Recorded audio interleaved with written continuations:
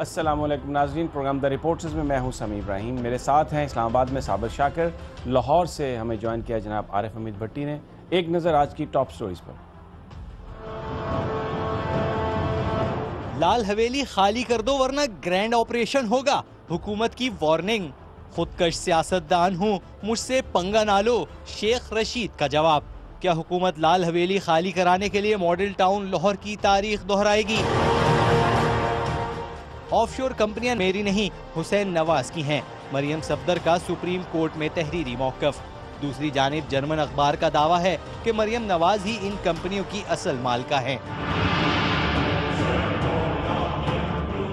मखदूम अली खान के 90% दलाइल अपनाऊंगा, मरियम सफदर के वकील का अदालत में मौक़िफ़। मखदूम अली खान ने तो कहा था कि बहुत सारे सवालात का जवाब मरियम सफदर के वकील देंगे, तो क्या अब वो जवाब नहीं आएंगे? अदालत का इस्तफसार। वज़ीर आला पंजाब कहते हैं स्विस बैंकों में पड़े पैसे पुकार रहे हैं, पाकिस्तानियों आकर ले जाओ, वो तुम्हारा पैसा है। शहबाज शरीफ बताएं आखिर ये पैसा वापस मुल्क में लाने की जिम्मेदारी किसकी है? फाइटर सोल्जर हैं वो अधिकारियों के सहायक है। अब उनके मेम साहब कुत्ते चालाना बूट पालिश जैसी संबंधित कार्रवाई बंद होनी चाहिए। भारतीय फौजी लड़ेंगे क्या? इनके रोने धोने ही खत्म नहीं हो रहे। आए दिन नए शिकवे, नई शिकायतें। कोई पतली दाल मिलने पर परेशान, तो कोई अफसर के बूट पॉलिश कर करके औजार। दूसरी जानिब पाक फौज दुनिया की बेहतरीन फौज में से एक, बहादुर, प्रोफेशनल, मुहिब्बे वतन और बेलौस। टॉप स्टोरीज हेडलाइंस आपने सुनी नाजरीन। पनामा केस यकीनन एक बहुत बड़ा मामला है, सुप्रीम कोर्ट में उसकी तरफ आएंगे, लेकिन एक नई सिचुएशन आज क्रिएट की है सदीकुल फारूक साहब ने, जो हुकूमत के साथ हैं और एक ट्रस्ट के वो सरबराह भी हैं, जो लाल हवेली को जो ओन करता है, जहाँ पर अपोजिशन के रहनुमा शेख रशीद की वो रिहाइशगाह है रावलपिंडी में। कल तो ख्वाजा साद रफ़ीक साहब सुप्रीम कोर्ट को धमकियां दे रहे थे, और आज पनामा केस में जो मुकदमे की पैरवी कर रहे हैं, जो एक पटिशनर हैं शेख रशीद जिनका मैंने जिक्र किया, उनके बारे में ये कहा है कि लाल हवेली खाली करा दें वगरना ग्रैंड ऑपरेशन करेंगे। हुकूमत किस तरफ जा रही है? अदालत को भी धमकियां, अपने मुखालिफिन को भी धमकियां, क्या होगा? शेख रशीद साहब हमारे साथ हैं और गुफ्तगू उन्हीं से हम शुरू करते हैं। अस्सलाम वालेकुम शेख साहब। वालेकुम अस्सलाम। शेख साहब, ये सब कुछ इसलिए हो रहा है कि क्योंकि आप सुप्रीम कोर्ट में आपकी पटिशन है मरियम सफदर के बारे में कि वो वज़ीर आज़म की ज़ेर कफ़ालत थी, उनको नाहल करार दिया जाए, और फ्लैटों का जिक्र किया जा रहा है उनके, तो वो आपको बेघर करने के लिए इसलिए ये सब कुछ किया है आज सदीकुल फारूक साहब ने? इसकी कोई ज़रूरत थी? बस जब गीदड़ की मौत आती है ना, तो वो लाल हवेली शहर की तरफ भागने की बजाय लाल हवेली की तरफ आता है। इनकी अकल जवाब दे गई है। इनको कोई भनक पड़ गई है कि ये कुछ इनके खिलाफ होने जा रहा है, और मेरी तो यही इत्तेफाक फाउंड्री है, और यही शुगर ब्रदर शुगर मिल है, और यही रमज़ान शुगर मिल है, यही मेरा पॉलिटिकल हेडक्वार्टर है। और खुद नवाज शरीफ जब यहाँ खिताब करते रहे इसकी बालकोनी से 13 अगस्त की रात को कई मरतबा, उस वक्त ये 5 मरले की इमारत किसी को खटकती नहीं थी। देखिए, मैं तो कोई एक जो मेफेयर फ्लैट की चुटफनी है उसकी कीमत ही होगी, 2 दरवाजों की कीमत होगी 4 मेयर फेयर के जो प्लाट जो अपार्टमेंट है नवाज शरीफ साहब के, और इस 5 मरले की इमारत से इतने खौफजदा है। और आप इसका अंदाजा करें कि ये हमारी अपोजिशन की बड़ी बातें करते हैं, जमहूरियत की बातें करते हैं, ये बेवकूफ़ों का एक जुमा बाजार लगा हुआ है। सुप्रीम कोर्ट से बाहर आके ये जो बातें करते हैं, राना सनाउल्लाह ने धमकी दी है, ख्वाजा साद रफीक ने धमकी दी है, और अगर मैं मारा गया इन दिनों में तो मेरा मुकदमा है कत्ल नवाज शरीफ, शहबाज शरीफ, राना सनाउल्लाह और ख्वाजा साद रफीक पर दर्ज किया जाए। ये मैं ऑन रिकॉर्डिंग आपको कह के जा रहा हूँ, क्योंकि मैं ऐसे महसूस कर रहा हूँ कि ये ज़रूरत से ज़्यादा ही खौफजदा हो चुके हैं। और पहले आज तक जो मुझ पे हमले हुए, मैंने कभी उसका नोटिस नहीं लिया। मैं समझता था ये कोई ऐसी मसला नहीं है, लेकिन मुझे ऐसे महसूस हो रहा है कि 4-5 दिन के बड़े पैनिक हैं। इसलिए मैं ARY आप रिपोर्टर पे ये स्टेटमेंट दे के जा रहा हूँ। मेरी हवेली खाली कराने आए हैं। बिस्मिल्लाहिर्रहमानिर्रहीम। शेख साहब, शेख साहब आरिफ हमीद भट्टी अर्ज कर रहा हूँ। शेख साहब, आप ये चीज बहुत बड़ी बात आपने कर दी। आप क्या समझते हैं इनके दहशतगर्द तंजीमों के साथ ताल्लुक है या किराए के कातलों के साथ ताल्लुक है? उनके जरिए आपको मरवा सकते हैं? शेख रशीद जो एक नेशनल लीडर है, जो पाकिस्तान की एक पहचान बन चुका हुआ है, उसको आप इशारा कर रहे हैं कि दहशतगर्दों के जरिए या किराए के कातलों के जरिए मरवाया जा सकता है नवाज शरीफ की तरफ से? ये अपने इक़्तिदार को बचाने के लिए सब कुछ कर सकते हैं। ये शक्ल के शरीफ हैं, ये शक्ल से शरीफ नजर आते हैं, अंदर से पूरे बदमाश हैं। और इन्होंने ये सारा जो देखें, ये कोई टाइम है लाल हवेली का केस छेड़ने का? कोई बेवकूफ से बेवकूफ आदमी भी होगा तो कहेगा चलो पनामा का फैसला आ जाए फिर निपट लेंगे। और ये क्या समझते हैं कि मैं डर जाने वाला आदमी हूँ? मैं खुद कुछ सियासतदान हूँ, अपना ताबूत अपने कंधे पे लेके फिरता हूँ। ऐसी मॉडल टाउन के वाक़े से तो ये बच गए, ये जुल्म सितम और कत्ल व गारत जो इन्होंने की। लेकिन लाल हवेली में अगर कोई वाक़या हुआ तो फिर इसका अंदाजा इनको नहीं है कि इसका रिएक्शन कितना बड़ा होगा। ये अकल के अंधे हैं, ये इक़्तिदार के भूखे लोगों का ग्रोह है, ये वो किराए के लोग हैं जो अपने मुआवजे की खातर ये नहीं देखते कि इसके असरात क्या हों। शेख साहब, ख्वाजा साद रफ़ीक और लीगी रहनुमा जितने भी हैं, इनके लबो लहजे में काफ़ी तलखी आ गई है और आपके लिए ख़ास तौर पे उन्होंने कहा कि हड्डी डाल दी जाती तो ये आज हमारे साथ होते। तो क्या जो उस तरफ हैं जो ये बात कह रहे हैं, इनकी ये औकात नहीं थी? देखें ना, ये ज़रूरलाई की ज़कात पे पलने वाले लोग आज हमें ताने दे रहे हैं, और कॉन्स्टिट्यूशन वन एवेन्यू और पैरागॉन स्टेट और राना सनाउल्लाह साहब तो ऐसी ऐसी बात कर रहे हैं कि बाज़ का एहसास होता है कि शायद इनका ऊपर वाला खाना खाली तो था, लेकिन इनकी कोई बहुत बड़ा स्लॉट आ गया वहाँ और बहुत बड़ा उनका मसला खराब है, इसलिए वो उस हद तक जाने की कोशिश है। आप क्या समझते हैं कि मुझे आप घर से निकालेंगे, मैं आपको घर से निकल जाऊंगा आराम से? नहीं नहीं, ऐसा नहीं होगा। और मैं कैसी तारीफ मरतब करूंगा कि कौम याद भारत कर दी, फायरिंग कर दी, आपको नुकसान पहुंचा दिया, तो फिर क्या होगा?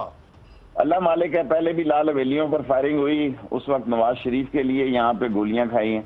अब अपनी जात और अपने घर और पाकिस्तान, इस्लाम और करप्शन के खिलाफ अगर ऐसा वक्त आ गया तो चलें, कोई मसला नहीं। ये भी फर्ज हम इंशाअल्लाह देख लेंगे। अच्छा शेख साहब, आज मरियम साहबा के वकील ने आज सुप्रीम कोर्ट में ये कहा कि वो मखदूम अली के सारे जो आर्गूमेंट्स हैं उनको वो अडॉप्ट करते हैं और थोड़ा सा टाइम वो लेंगे। तो जिस पर एक फाजिल जज साहब ने ये कहा उनसे कि मखदूम साहब तो ये कह रहे थे कि बहुत सारे जो सवालात हैं उनके जवाबात बच्चों के वकला देंगे, तो अगर आप उन्हीं के ही आर्गूमेंट आपने अडॉप्ट करने हैं तो फिर उन सवालात के जवाब क्या नहीं आएंगे? क्या वो सारे अनआंसर रह जाएंगे? बिल्कुल अनआंसर रहेंगे। जो बात मैंने की थी वो मजाक में टल गई। ये रजिया भट्ट का नावल है। मखदूम साहब मेरी बात मेरे बहुत अच्छे दोस्त हैं, और बदनसीबी समझें कि तीनों लायर सवाए राजा अकरम साहब के फर्जंद हैं, उनके सवाए ये सारे मुशर्रफ की बाकियात हैं। और ये सारी जो मुशर्रफ की बाकियात हैं वो ऐसा तासर देने की कोशिश कर रहे हैं। देखें, BBC आ गया, जर्मन अखबार आ गया, कल परसों सुना एक और भी इनका फ्लैट निकलने वाला है। और जो हुसैन नवाज ये कहते थे कि हमारी एक और कंपनी है और हमारी वालदा के नाम है, लेकिन वो भी सुना मरियम के नाम निकल रही है, वालदा के नाम नहीं है। सो ये फंसे हुए हैं, गले गले तक फंसे हुए हैं। कोई गलत फैसला कर सकते हैं। 3-4 दिन से पैनिक है, 3-4 दिन से ये पैनिक है। शेख साहब, ये हकीकी अपोजिशन इमरान खान और शेख रशीद है। 2 नंबर की अपोजिशनों से हम पे सवाल करा रहे हैं जी कि हम नवाज, हाँ हम साथ दे रहे हैं। ये सारे लोग खौफ के उस आलम में हैं, ये खौफजदा हैं। अगर इंसाफ का आलम बुलंद हुआ जो होके रहेगा तो इनका करप्शन का ताबूत निकलेगा सुप्रीम कोर्ट। शेख साहब, सुप्रीम कोर्ट अगर पूछती है कि मनी ट्रेल बता दें, कोई सॉलिड सबूत दे दें, तो उनको भी कुछ नहीं बताया जा रहा। अपोजिशन पूछती है, उनको भी नहीं बताते। और अचानक इन्होंने अब तो सुप्रीम कोर्ट को बराह रास्त ख्वाजा साद रफ़ीक की जो पूरी तकरीर थी, जो चंद 100 लोगों से ख़िताब कर रहे थे गुजरांवाला में, और पाकिस्तान टेलीविज़न के ज़रिए सबको क्लीन फीड दी गई, तमाम TV चैनल्स को कहा गया कि इसको कट करें, बहुत इंपॉर्टेंट तकरीर है। तो ख्वाजा साद रफ़ीक साहब के ज़रिए सुप्रीम कोर्ट को ये क्या मैसेज दे रहे हैं? क्या ये माजी की सूरत हाल की तरफ जा रहे हैं? सुप्रीम कोर्ट हमला केस और ये सारी चीज़ें, कोई तारीख से सबक इन्होंने नहीं सीखा? देखें इसके साथ जोड़ें। राना सनाउल्लाह ने कल मुझे कहा कि शेख रशीद सुन लो, सुप्रीम कोर्ट से करप्शन का ताबूत, यानी करप्शन का लफ्ज वो निकाल गए, ताबूत नहीं निकलेगा, गली गली से ताबूत निकलेगा। ये किराए के लोग हैं, उजरती कातिल हैं, इनकी कोई औकात नहीं थी, ये छोटे मोटे टाइप के वर्कर थे। ये वो बिकाऊ माल है जो मंडियों में बिक के आज नवाज शरीफ की मार्केट में लगा हुआ और अपने आप को बड़े जमहूरियत और असूलों के अलमबरदार कह रहे हैं। आप देखें इंशाअल्लाह ताला, मैं यकीन से कह सकता हूं हसैन नवाज का वकील भी यही कहेगा कि कोई ट्रेल नहीं है, कोई कुछ नहीं है, और ये फलसफा पेश करेंगे 66 का कि इम्यूनिटी हासिल है, 62-63 की जद में नहीं आते। और एक तरफ देखें ना, 62-63 को 65-64-66 तक पढ़ के देख लें कि एक तरफ तो एमएनए इनकी मर्जी के बगैर, असल में जो मसला है, जो आसिफ जरदारी ने लतीफ खोसा और एतजाज हसन को केस नहीं लड़ने दिया कि ये खौफजदा है कि फिर ये ट्रेल जो है आसिफ जरदारी तक पहुंचेगी। और आसिफ जरदारी इसलिए नॉमिनेशन दाखिल नहीं कर रहा कि उसको पता है कि करप्शन के सारे केसों का पलंदा जो है, फैसला हुआ नहीं हुआ, वो सारा लगेगा उसके खिलाफ, और इस टाइम पे इतना हाई लाइट होगा कि वो उंगलियां देंगे दांतों में, इसलिए वो विड्रॉ कर रहा है। अच्छा शेख साहब, जो ये इस तरह के बयानात हैं डराने धमकाने वाले, सुप्रीम कोर्ट के फाजिल जजेस कानून के मुताबिक फैसला तो जरूर करेंगे, लेकिन वो भी इंसान हैं, उनकी भी फैमिलीज हैं। इस सारे मौके पर क्या आप समझते हैं जो हमारे जो रियासती इदारे हैं जिनका काम पाकिस्तान के आइन की हिफाजत करना है, इदारों की प्रोटेक्शन करना है, क्या आप तवक्को करते हैं कि क्या एश्योरेंस आनी चाहिए कहीं से कि जजेस अपना काम बिल्कुल कानून और आइन के मुताबिक किसी खौफ और खतरे के बगैर कर सकें? आनी चाहिए, नहीं आनी चाहिए, आएगी? क्या कहते हैं आप? देखिए, मुझे तो ऐसा शक पड़ रहा है कि ये फिर फौज से लड़ने के मूड में है, फौज से भी लड़ने के मूड में। ये सियासी पागल है, इनका ऊपर वाला चैम्बर खाली है, और क्योंकि जब नया चीफ आर्मी का फॉर्मेशन कमांडर की मीटिंग करता है तो पहला टॉप सवाल ये है जी कि जाहिर है इनको भी, अगर शेख रशीद को पता लगता है तो नवाज शरीफ को भी पता लगता होगा ना। अगर शेख रशीद लाल हवेली से बैठा ये महसूस कर लेता है कि फॉर्मेशन कमांडरों ने कहा कि पहला सवाल डॉन लीग्स का है, वो खारियां जाता है और नौजवान खड़े हो जाते हैं कि ये राना सनाउल्लाह को पटा कौन डालेगा जी। वो देखें 4 गैरिजन में गया है, चारों के चारों गैरिजन जो हैं, एक दो गैरिजन ही और रह गए हैं ना। चीफ की कॉन्स्टिट्यूएंसी फौज होती है, इमरान खान या शेख रशीद नहीं होता। वो उसको कोई फर्क नहीं पड़ता कि शेख रशीद या इमरान खान क्या कहता है, उसको ये फर्क पड़ता है कि फौज क्या कहती है। 4 गैरिजन में होके आया है, चारों गैरिजन उसके गले पड़े हैं।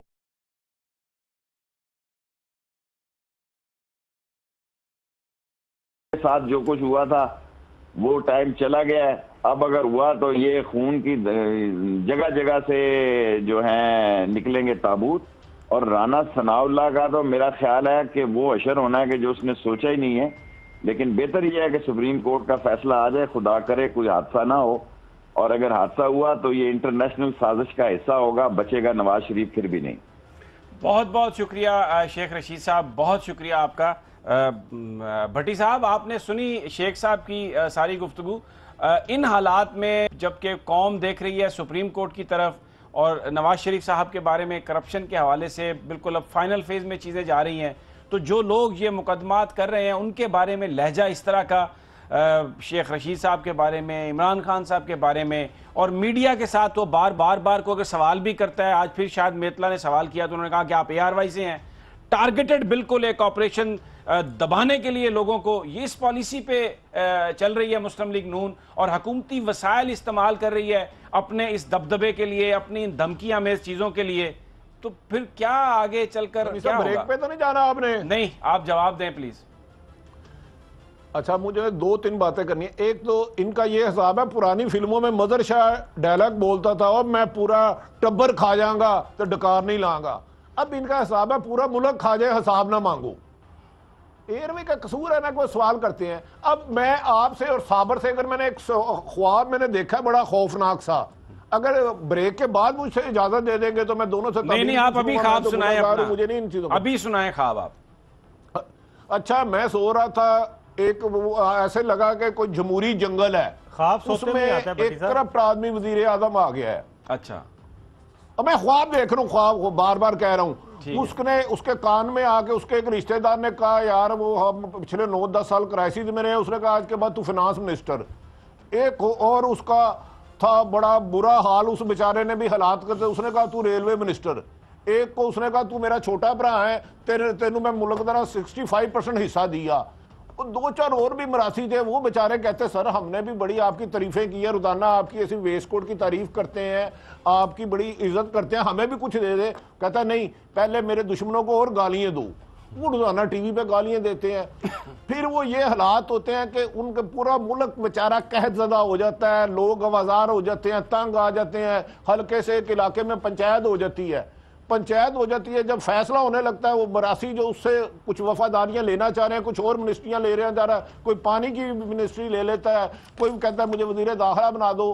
तो अभी पंचायत फैसला कर रही होती है तो अचानक लोग उम्मीद रखते हैं ये पंचायत सही फैसला करेगी। पंचायत कह देती है मैं ना इसका ना जुडिशल कमीशन बना रहा हूं, तो अचानक ही मुझे टेलीफोन आया और मेरी जाग खुल गई। ये क्या दुनिया के खित्ते में कोई ऐसा मुल्क है या मेरी ख्वाब था या गलतफहमी थी? नहीं, आपकी गलतफहमी है, इसलिए कि जुडिशल कमीशन बनाने की जो बात है ना, वो आज एप्लीकेशंस डी लिंक हो गई हैं। अब वो ना इमरान खान ये मांग रहे हैं, नहीं मैं तो इसलिए ये आपका अंदाजा है, मुताबिक नहीं बात कर रहा। नहीं ये आज के हालात की नहीं, मैंने तो ख्वाब देखा है। ठीक है, नहीं मैं टेलीफोन ऑफिस से आया तो उन्होंने मेरी आंख खुल गई। मैं वही आपकी आंख खुल गई ना, तो मैं आपको यही कह रहा हूँ कि ख्वाब का जहां तक ये हिस्सा है ना कि नहीं, जो बादशाह था ना अपनी फौज को ललकारे जा रहा था, वो बादशाह पता नहीं मैंने देखा है कहीं मुझे याद नहीं आ रहा, अपनी फौज को ललका रहा था कि खून बहा दूंगा, नदियां बह जाएंगी, ईंट से ईंट बजा देंगे। वो मेरी समझ में नहीं आ रहा ख्वाब क्यों आया, अचानक फोन ना आता तो शायद मैं अंजाम। मुझे ब्रेक पर जाना है जी, अगर साहब इजाजत है। मैं जरा भट्टी साहब को बता दूं पहले। भट्टी साहब ज्यादा खाने से और बदहजमी होना तो इस तरह के ख्वाब आते हैं।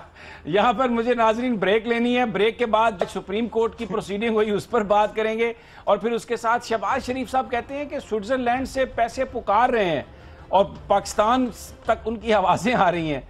तो ये जानने की कोशिश करेंगे भट्टी साहब से और साबिर शाकिर साहब से कि ये बोलियां तो बहुत बोल लेते हैं, ज़बानें बहुत बोल लेते हैं शहबाज शरीफ साहब, लेकिन ये किस तरह से है कि वो नोटों की आवाज़ सुन सकते हैं कि नोट उन्हें पुकार रहे हैं। लेकिन ये सब एक वक्फे के बाद।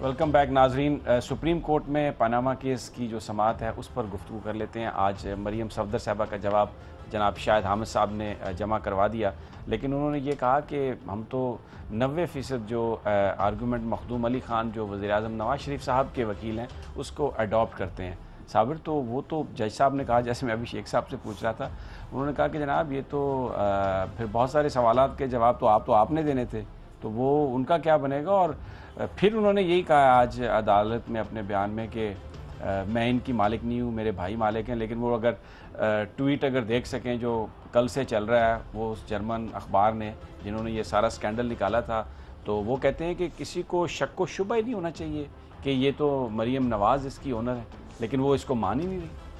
लेकिन बात यह है कि इस वक्त ये जो पनामा केस है ना, ये शरीफ ख़ानदान के सियासी ज़िंदगी और मौत का मसला है। सियासी तौर पे अगर इस केस में वो हिट होते हैं तो शरीफ ख़ानदान की जो सियासत है वो बिल्कुल तहस नहस हो जाएगी। और जिस तरीके से पीपल्स पार्टी का जो हाल हुआ है मोहतरमा बेनज़ीर भुट्टो की शहादत के बाद, उसके बाद शरीफ ख़ानदान का भी यही हाल होगा। और अब इनकी कोशिश पूरी यही है कि सुप्रीम कोर्ट में कोई नई चीज़ ना दी जाए, नया डॉक्यूमेंट ना दिया जाए, क्योंकि जो डॉक्यूमेंट भी देते हैं, जो मौक़िफ़ इख्तियार करते हैं, उससे सवाल उठते हैं, क्योंकि ये तो है नहीं समेना व आता ना। क्या जब डॉक्यूमेंट बनाते हैं या पुराने डॉक्यूमेंट तो सही होंगे, अगर नए जो बना रहे होंगे इनका, तो उस वक्त वो ख्याल नहीं रखते हैं।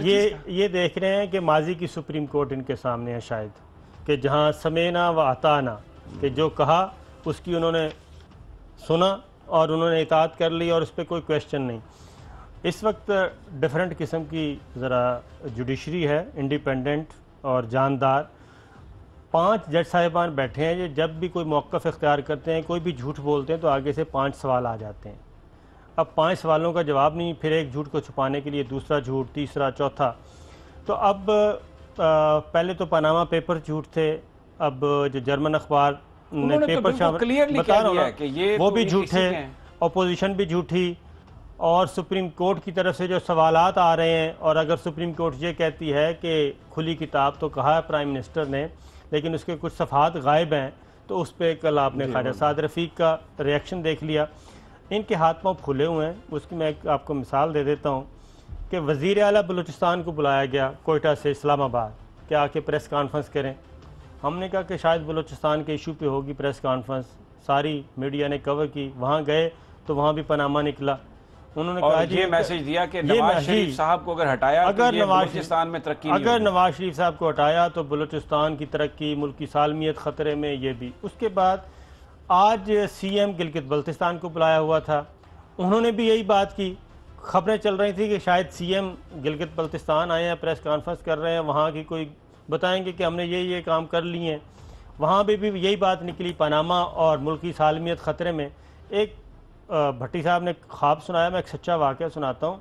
एक बहुत बड़े इदारे के सरबराह थे, तो वह एक्सटेंशन की कोशिश कर रहे थे किसी ज़माने में, तो वह सिंध से थे उनका ताल्लुक़, तो उनके पास मेरा आना जाना था। तो वो कहते थे कि अगर मुझे एक्सटेंशन ना मिली तो सिंध जो है पाकिस्तान गैर मुस्तहकम हो जाएगा, सिंध से आवाज़ उठेगी, सिंध में बहुत बेचैनी पाई जाती है मेरी वजह से।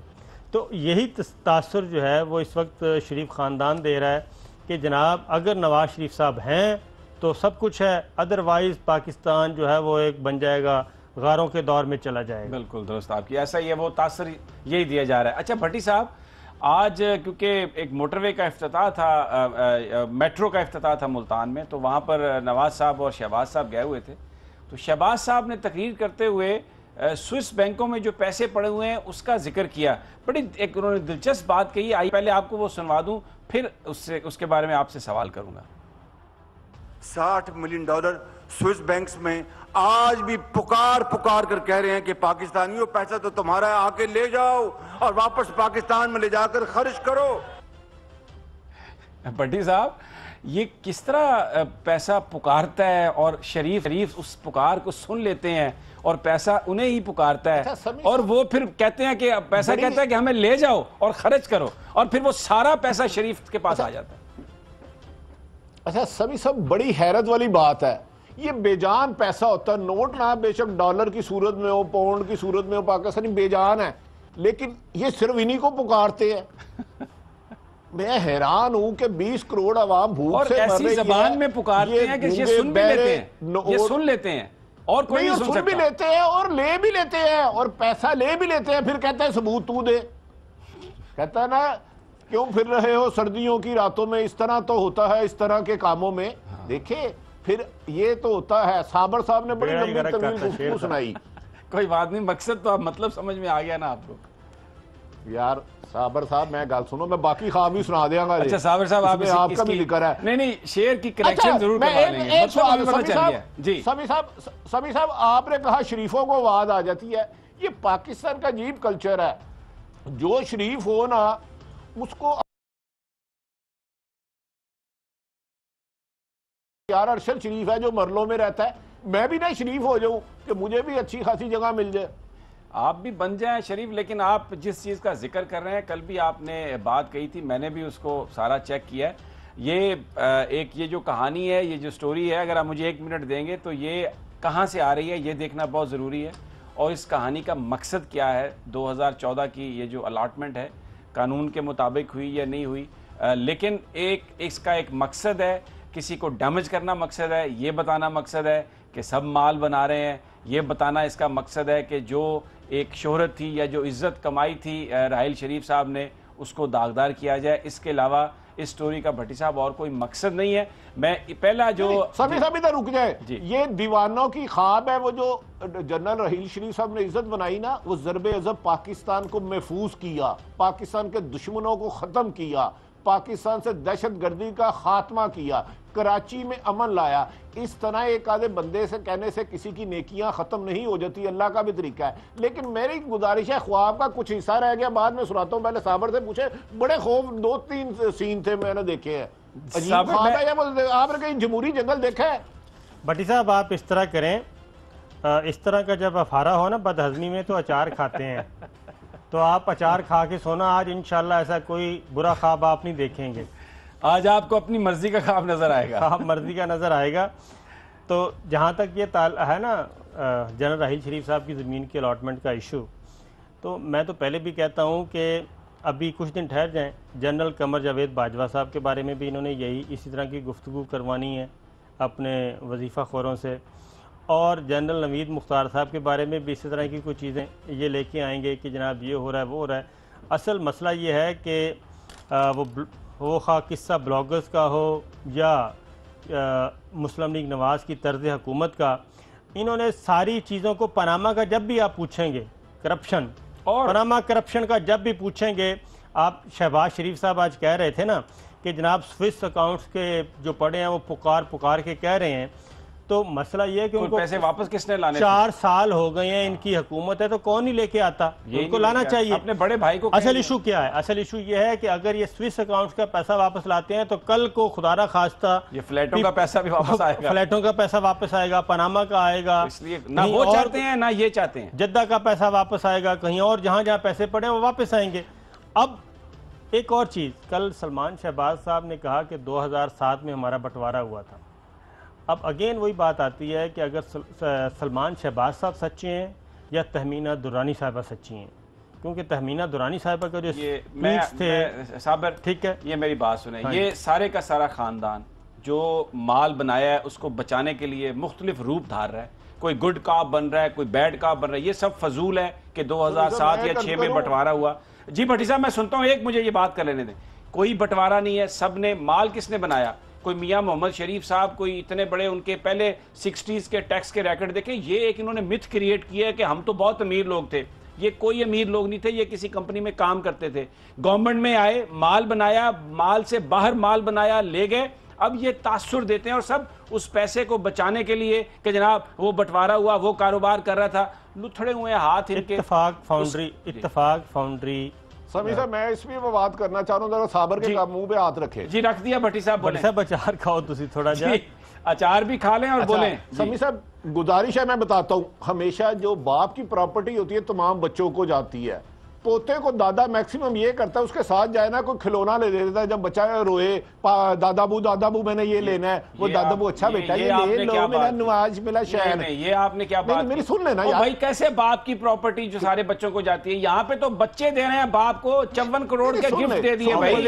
अच्छा उलट है, आप क्या बात कर रहे हैं, ये तो उल्टी गंगा बह रही है, मुझे बोले नहीं दे रहे। अच्छा जो दादा पोते को डायरेक्ट दे, इसका मतलब है उसका बेटा नाअहल है, उसका गुस्ताख है, फिर वो उसको आग कर देता है, बकायदा एक अखबार में निकलता है आग नामा बावजह नाफरमानी। आपको वाकई ये 4 की जरूरत है। देखें इसको जो हुसैन नवाज को देखें, एक सेकंड सुन ले, सुन लेना, जायदाद का तरीका होता है, नहीं तरीका होता भाई, शरीफों का बेटी को 4, मैं किसी एक फर्द को नहीं डिस्कस कर रहा, मैं फर्द को डिस्कस कर रहा हूँ ना, आप डरते हैं, मैं कर रहा हूँ डिस्कस फर्द को, एवं ही आपकी जान निकल जाती है, आप ना करें फर्द को डिस्कस, मैं कर रहा हूँ, मैं कह रहा हूँ कि जिस तरह हुसैन नवाज वो फिर वो मैं, चलो रौला पालो, हाँ करो गल, मैं बाद में कर लेता हूँ, करें आप ना साड़ी ख्वाब सुन दो, ख्वाब की रिकॉर्डिंग भी नहीं होती साबर, मुझे बता दे, मेरा मतलब है अगर बाप ना है बेटा हो तो फिर पोते को देखते हैं अपनी जिंदगी में, अदरवाइज ऐसी कोई बात नहीं होती। ये एक झूठ को छुपाने के लिए इतना सच है कि भाई आप पैसा कैसे कमाया और कैसे लेकर गए, जवाब ये है, वरना तुसी समझो कमीशन ही जे छोटी सी मैं ख्वाब सच्ची ना हो, आप बात सही कह रहे हैं, एक छोटी सी बात थी, जिस तरह गिफ्ट्स के जरिए हुसैन नवाज ने अपने बाप को पैसे दिए, इसी तरह ये सारे पैसे नवाज शरीफ साहब ने भी गिफ्ट की सूरत में मियां मोहम्मद शरीफ साहब को दिए थे। इस खानदान की रीत यही है, वो खुद बता रहे हैं, बच्चे बाप को देते हैं। वजीर आजम नवाज शरीफ साहब थे, पाकिस्तान से माल बनाया और अपने अब्बा जी को दिया, उनके नाम पे कि आप कारोबार कर लें, और ये बाहर गया पैसा, गार्जियन लिख चुका है इसको, पूरी वो ट्रेल आ चुकी है, इसहाक डार का इतराफी बयान इसमें आ चुका है। हुसैन नवाज का जो बयान है कि हमारे खानदान की रीत यह है कि बच्चे बाप को गिफ्ट देते हैं, और यही मियां नवाज शरीफ साहब ने किया था। एक वक्फा लेते हैं और वक्फे के बाद पाकिस्तान की फौज का भी जिक्र करेंगे कि हमारी फौज करें तो हमारे सिपाही, पाकिस्तान की फौज की जान, उनकी क्या सूरत हाल है, लेकिन एक ब्रेक के बाद।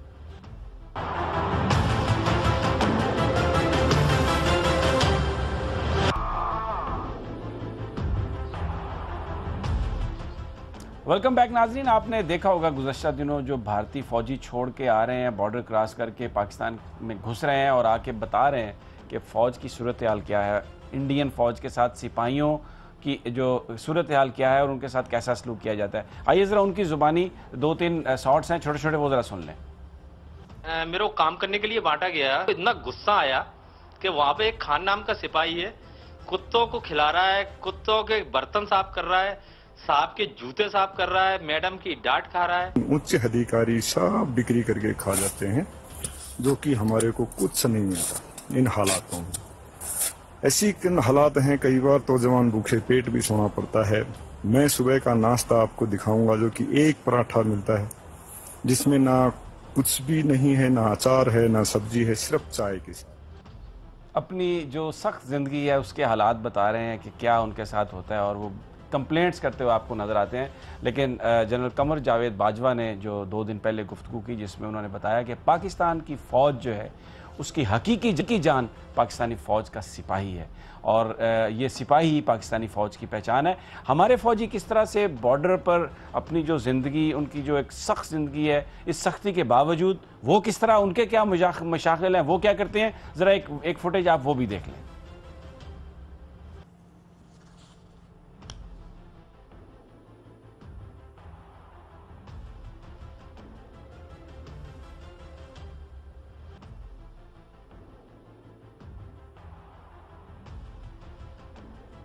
जो हमारी जो जवान है साबिर, आपने देखा ये खेल भी रहे हैं और ख़ुशी से इसका इजहार भी कर रहे हैं। और मैंने जब थोड़ा सा फैक्ट फाइंडिंग की, मैंने ख़ुद भी जानने की कोशिश की, तो बड़ा स्टार्टलिंग रेवलेशन हुई कि इसकी वजह क्या है इस इत्मीनान की, कि जो हमारे सिपाही हैं, जिस वक्त अगर कोई शहीद हो जाता है सिपाही, तो उसका जो ख़ानदान है उसकी कफ़ालत कई सालों तक पाकिस्तान की फ़ौज करती है, उसको घर भी बना के दिया जाता है, उनकी जो तालीम उसका और सारा जो ख़र्चा है वो भी पाकिस्तान की फ़ौज उसको उठाती है। और कभी भी ये ख्याल नहीं दिया किसी फ़ौजी को, किसी सिपाही को, छोटे लेवल पे जो जिनका वो स्केल छोटा है, कि उनको अबेंडन कर दिया गया। और बल्कि मुझे ये भी बताया गया कि जो सूबेदार की हद तक भी जो फ़ौजी जो आ जाते हैं, उनमें भी कुरानदाजी के ज़रिए उनको भी घर दिए जाते हैं, उनको भी प्लॉट्स दिए जाते हैं। तो ये वजह है, कमर जावेद बाजवा ने कहा कि पाकिस्तान की फ़ौज बेहतरीन फ़ौज है और हमारी जान जो है फ़ौज की वो हमारे सिपाही हैं, और उनको बिल्कुल इस तरह रखा जाता है, इतनी इत्मीनान से रखा जाता है कि वो कभी ये महसूस नहीं करते कि उनको अबेंडन किया गया। मेरा ख्याल है ये मौला दौलत के बजाय ना असल मोटो की तरफ रहना चाहिए, तकवा, ईमान और जिहाद। हमारी फ़ौज का मोटो है वो जिहाद है, उस तरफ ज़्यादा तवज्जो देनी चाहिए, बजाय इसके कि हम इस तरह के इश्यूज़ पे कंपेयर करें उनकी। हाँ, अगर किसी भी दूसरे मुल्क की फ़ौज की कमज़ोरियाँ हैं और इस तरह के इश्यूज़ हैं, तो उससे हमें अपने अंदर इस्लाहत लानी चाहिए, बजाय इसके कि हम इसको दूसरी तरफ लेके जाएं। जी भट्टी साहब, आपने एक बड़ी खूबसूरत बात कही थी 3-4 दिन पहले कि फ़ौज में जो लोग आते हैं वो कोई, जैसे अभी साबिर भी कह रहे हैं, पैसे कमाने के लिए नहीं आते, एक जज्बे के तहत आते हैं, एक मिशन के ज़रिए आते हैं। यही मैं अर्ज करने लगा था, साबिर ने मसला हल कर दिया। हमारी जो पाक फौज है ना, अल्हम्दुलिल्लाह अल्हम्दुलिल्लाह, वो जज्बा शहादत के लिए आती है, वो पैसों की गर्ज नहीं आती। कोई माँ अपने बच्चे को चंद हजार के लिए बॉर्डर पे नहीं भेजेगी, और जहां पता है कि दुश्मन मकार हो और यार हो, लेकिन लिहाजा ये मैटर नहीं करता। जज्बा शहादत जिस खानदान को मिल जाए उसकी तो 7 नस्लें चले जाती हैं। मैं उसके बजाय 1 मिनट लूंगा। मैं वज़ीर आला पंजाब से नहायत अदब से गुजारिश करने लगा। आज मैंने एक मीडिया में खबर देखी है, PIC में बिल्कुल बुरे किस्म के स्टंट डाले जा रहे हैं, और एक वीडियो आई है जिसको हम अपने TV पे नशर नहीं कर सकते। खदारा PIC के सरबराह या किसी इदारे के सरबराह को उसकी काबिलियत, अहलियत और मेहनत देख के बनाया जाए, उसकी रंगीन मिजाजियों से ना उसको बरपा जाए। ये पाकिस्तान की सेहत और जिंदगी का मसला है। हम वज़ीर आला से गुजारिश करते हैं इस केस को पर्सनल देखें। बड़ी नामुनासिब चीज़ें हैं उस फुटेज में, उस वीडियो में। बहुत बहुत शुक्रिया भट्टी साहब आपका, और साबिर आपका भी बहुत शुक्रिया। नाजरीन, आपने तो ये रिपोर्टर था जिसमें हमने जो सियासी सूरत हाल है उसका भी अहाता किया, लेकिन हमने अपने प्रोग्राम के जो हमारा इख्तिताम था उसमें पाकिस्तान फ़ौज के सिपाहियों का जिक्र किया। जनरल कमर जावेद बाजवा की जो स्टेटमेंट है पाकिस्तानी फ़ौज के सिपाहियों के बारे में, उसका हमने जिक्र किया कि वो पाकिस्तान की जान है, और वो पाकिस्तान के सिपाही जो पाकिस्तान की हिफाजत के लिए अपनी जानों का नजराना दे रहे हैं। आज का ये प्रोग्राम हम उन्हीं के नाम करते हैं। वही सिपाही ना सिर्फ फ़ौज की जान है बल्कि पूरे पाकिस्तान की जान है। नाजरीन, ये था आज का रिपोर्टर्स। कल फिर इंशाअल्लाह आपसे मुलाकात होगी। इजाज़त दीजिए, अल्लाह ने के बाद।